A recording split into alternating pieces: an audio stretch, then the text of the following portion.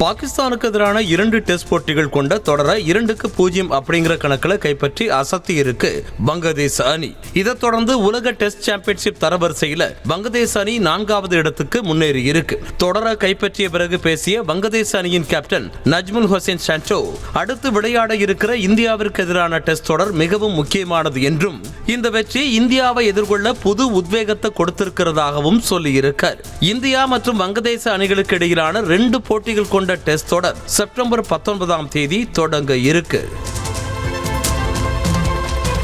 மகளிர் big pass தொடர்ல 6 இந்திய வீராங்கனைகள் ஏலத்தில் எடுக்கப்பட்டிருக்காங்க. ஸ்மிருதி மந்தனா, யாஷிகா பாச்சியா, தீப்தி சர்மா, ஜெமிமா உள்ளிட்டோர் ஏலத்தில் எடுக்கப்பட்டிருக்காங்க. இந்திய அணியின் கேப்டனான ஹர்மன்பிரீத் கௌர எந்த அணியும் எடுக்கல.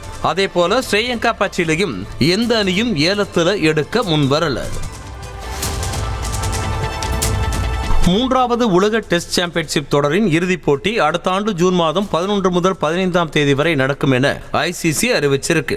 மேலும் ஜூன் 16ஆம் தேதி ரிசர்வ் டேவாவும் அறிவிக்கப்பட்டிருக்கு. இறுதிப் போட்டி லண்டன்ல இருக்க லார்ட்ஸ் கிரிக்கெட் கிரவுண்ட்ல நடைபெறும்னு அறிவிக்கப்பட்டிருக்கு.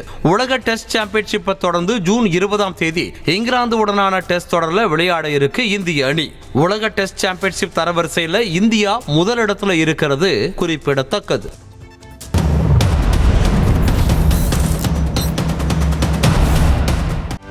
செய்திகளை உடனுக்குடனும் துல்லியமாகவும் தெரிந்து கொள்ள சப்ஸ்கிரைப் பண்ணுங்க.